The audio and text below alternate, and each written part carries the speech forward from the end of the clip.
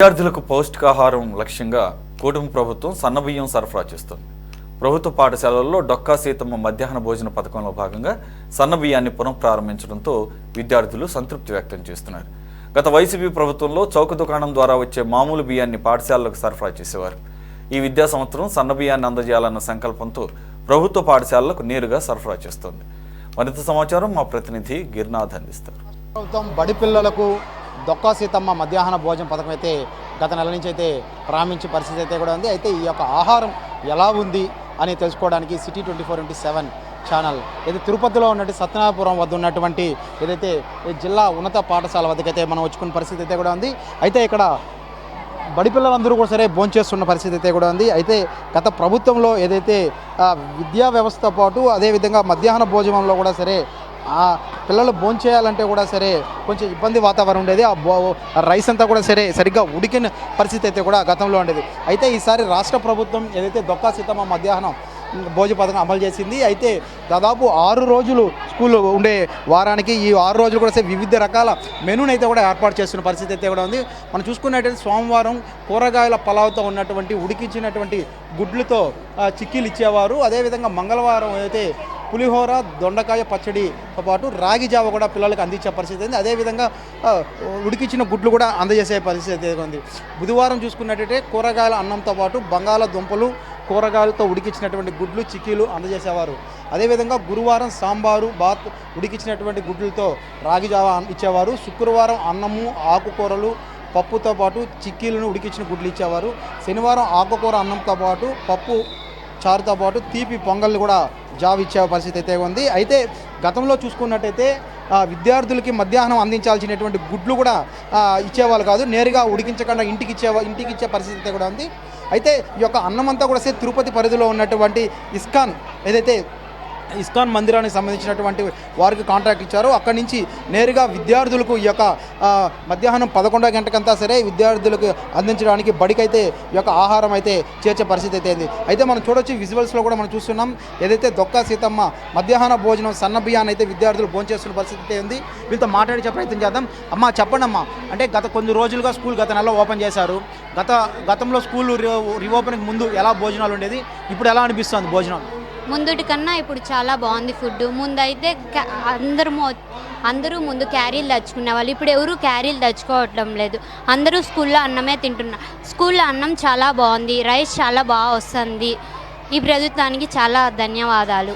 ఇక్కడ కొంతమంది విద్యార్థులు వాళ్ళు మాట్లాడి చెప్పారు. మీరు చెప్పండి అమ్మా, అసలు ఏం భోజనం చేస్తున్నారు ఇవాళ, ఎలా అనిపిస్తుంది? ఇవాళ చాలా భోజనం చాలా బాగుంది. ముందైతే గతంలో అయితే సరిగ్గా రైస్ ఉడికేది కాదు, ఇప్పుడు సన్న బియ్యంతో చేస్తున్నారు, చాలా బాగుంది. కర్రీస్ చాలా బాగుంది. డైలీ ఎగ్గు చిక్కీ రాగి జావా ఇస్తున్నారు. సాటర్డే అయితే స్వీట్ పొంగల్ ఇస్తున్నారు, చాలా బాగుంది.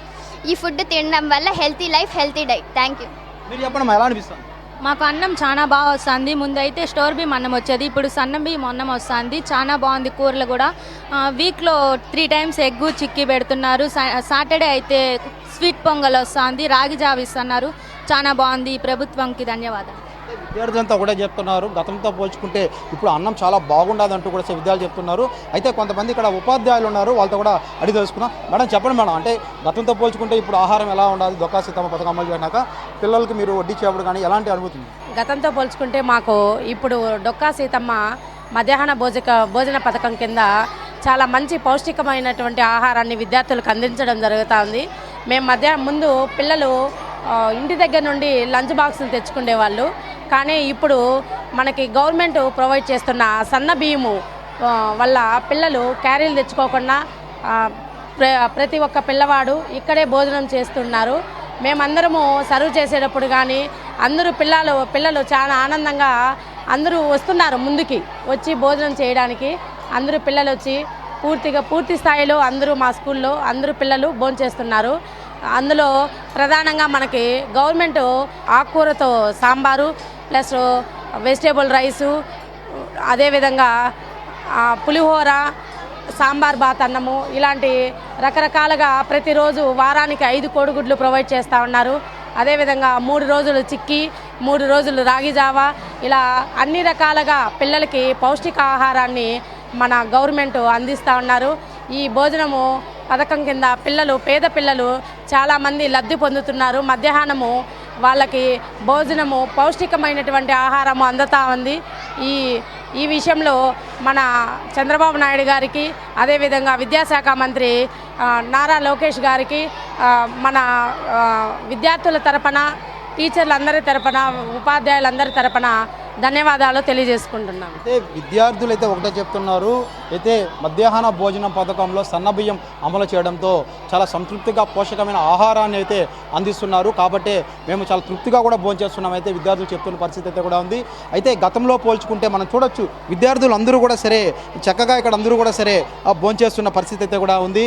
అయితే ఇక్కడ మనం చూసుకున్నట్టయితే వాళ్ళు ఏదైతే ప్రతిరోజు ఇక్కడ మనం చూసుకోవచ్చు, వాళ్ళకి ఇచ్చినటువంటి చిక్కీలు కావచ్చు, కోడిగుడ్లు కావచ్చు, ఇవన్నీ కూడా సరే వాళ్ళు భోంచేసుకుంటున్న ఆ పరిస్థితి అయితే కూడా ఉంది. అయితే ఒకటే చెప్తున్నారు, గతంతో పోల్చుకుంటే బియ్యం సరిగ్గా ఉడికే పరిస్థితి అయితే కూడా లేదు.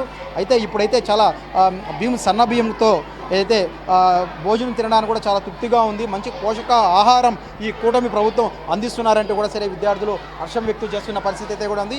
మరోవైపు ఏదైతే 3 రోజులకి సంబంధించి అయితే వారం రోజుల్లో 3 రోజులకు సంబంధించి అయితే జావా, అదేవిధంగా 3 రోజులు కోడిగుడ్లు కూడా ఏర్పాటు చేస్తున్నారు.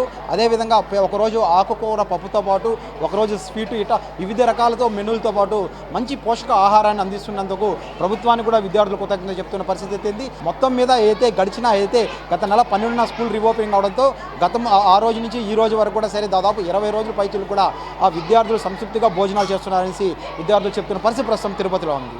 కెమెరామెన్ లోకేష్, గిరినాథ్, సిటీ 24 తిరుపతి నుంచి.